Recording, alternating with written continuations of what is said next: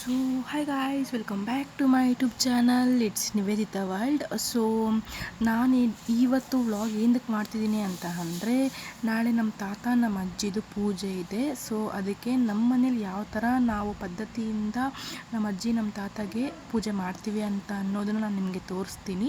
So ಅದಕ್ಕೆ ನಾನು ಇವಾಗ ಈ ವ್ಲಾಗ್ನ ಮಾಡ್ತಿರೋ ಕಾರಣ ಆಗಿದೆ. ಆ್ಯಂಡ್ ನೀವು ನೋಡ್ತಿರ್ಬೋದು, ಏನಿದು ಬೆಲ್ಪತ್ರೆ ಮತ್ತು ತುಳಸಿ ಎಲ್ಲ ಕಿತ್ಕೊಂಡು ಬಂದಿದ್ದೀರಾ ಅಂತ ಅಂದ್ಬಿಟ್ಟು. ನಾನು ಹೇಳ್ತೀನಿ ಕಾರಣ ಏನಕ್ಕೆ ಎಲ್ಲ ಅಂತ ಅಂದ್ಬಿಟ್ಟು. Before going into the main part of the video, I used to say something about my family that first of all I would like to thank God. ಇಂಥ ಫ್ಯಾಮಿಲಿಯಲ್ಲಿ ಹುಟ್ಟಿದ್ದಕ್ಕೆ. ನಮ್ಮ ಫ್ಯಾಮಿಲಿ ಬಗ್ಗೆ ಹೇಳಬೇಕು ಅಂತ ಅಂದರೆ ತುಂಬ ದಿನಗಳು ಬೇಕಾಗುತ್ತೆ ಗಾಯ್ಸ್, ದಿನಗಳೇ ಸಾಕಾಗೋದಿಲ್ಲ. By the way people, please no ನಜರ್ ಆನ್ ಮೈ ಫ್ಯಾಮಿಲಿ. ಮತ್ತು ಹೇಳಬೇಕು ಅಂತ ಅಂದರೆ first part of my family ಅಂತ ಬಂದರೆ ನಮ್ಮ ತಾತ ಮತ್ತು ನಮ್ಮ ಅಜ್ಜಿ. ಬಿಕಾಸ್ ಆಫ್ ಅವರು ಇಬ್ಬರೂ ಇಲ್ಲ ಅಂತಂದಿದ್ರೆ ನಾವು ಈ ಥರ ಬದುಕೋದಕ್ಕೆ ಸಾಧ್ಯನೇ ಆಗ್ತಾ ಇರಲಿಲ್ಲ ನಮ್ಮ ಕೈಯಲ್ಲಂತೂ. ಮತ್ತು ಸೀರಿಯಸ್ಸಾಗಿ ಮತ್ತೆ ಹೇಳ್ತಾ ಇದ್ದೀನಿ, ಸೀರಿಯಸ್ಲಿ ಇವರು ಇಲ್ಲ ಅಂತ ಅಂದಿದ್ರೆ ನಾವು ಇಲ್ಲಿವರೆಗೂ ಹೀಗೆ ಬದುಕೋದಕ್ಕೆ ಸಾಧ್ಯನೇ ಆಗ್ತಾ ಇರಲಿಲ್ಲ. ಥ್ಯಾಂಕ್ ಯು ತಾತ ಮತ್ತು ಅಜ್ಜಿ. ನೆಕ್ಸ್ಟು ನಮ್ಮ ಅಜ್ಜಿ ತಾತ ಆಶೀರ್ವಾದದಿಂದ we are good now. By the way ನಮ್ಮ ತಾತ ನಮ್ಮ ಅಜ್ಜಿ ಇಬ್ಬರೂ ತೀರ್ಕೊಂಡಾಯಿತು. ಫಸ್ಟ್ ನಮ್ಮ ತಾತ ತೀರ್ಕೊಂಡಿದ್ದಾದಮೇಲೆ ಮತ್ತು ನಮ್ಮ ಅಜ್ಜಿ ತೀರ್ಕೊಂಡಿದ್ದು. ನನಗೆ ಇನ್ನೂ ನೆನಪಿದೆ ನಮ್ಮ ತಾತ ಯಾವಾಗ ತೀರ್ಕೊಂಡ್ರು ಅಂತ ಮತ್ತು ನಮ್ಮ ಅಜ್ಜಿ ಯಾವಾಗ ತೀರ್ಕೊಂಡ್ರು ಅಂತ. ನಾನು ಹೇಳ್ತೀನಿ ಗಾಯ್ಸ್, ನಮ್ಮ ತಾತ ತೀರ್ಕೊಂಡಿದ್ದ ವರ್ಷ ಬಂದುಬಿಟ್ಟು 2014 ಮಾರ್ಚ್ 10ನೇ ತಾರೀಕು ಸೋಮವಾರ. ನೆಕ್ಸ್ಟ್ ನಮ್ಮ ಅಜ್ಜಿ ಯಾವಾಗ ತೀರ್ಕೊಂಡ್ರು ಅಂತ ಅಂದರೆ ಗುರುವಾರ 2020 ನವೆಂಬರ್ 12ನೇ ತಾರೀಕು.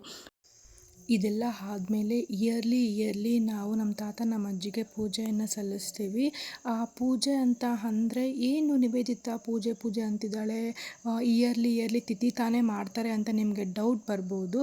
ಬಟ್ ನಮ್ಮನೆ ಪದ್ಧತಿ ಆ ಥರ ಇಲ್ಲ. ಬಿಕಾಸ್ ಆಫ್ ನಮ್ಮ ತಾತ ನಮ್ಮ ಅಜ್ಜಿ ಗುರು ಬೋಧನೆ ತಗೊಂಡಿರೋದ್ರಿಂದ ನಮ್ಮ ತಾತ ನಮ್ಮ ಅಜ್ಜಿಗೆ ಪೂಜೆನ ಯಾವ ಥರ ಮಾಡ್ತೀವಿ ಅಂತಂದರೆ, literally you can imagine that ಗಾಡ್ಗೆ ಯಾವ ಥರ ನಾವು ಪೂಜೆ ಮಾಡ್ತೀವೋ ಅದೇ ಥರನೇ ನಮ್ಮ ಅಜ್ಜಿ ನಮ್ಮ ತಾತಾಗೆ ಸಮಾಧಿ ಮುಂದೆ ಕೂತು ಲೈಕ್ ನಮ್ಮ ಅಪ್ಪ ನಮ್ಮ ಅಮ್ಮ, ಇನ್ನು ನಮ್ಮ ಚಿಕ್ಕಪ್ಪ ಮತ್ತು ನಮ್ಮ ಅತ್ತೆ ಮಾವ ಮತ್ತು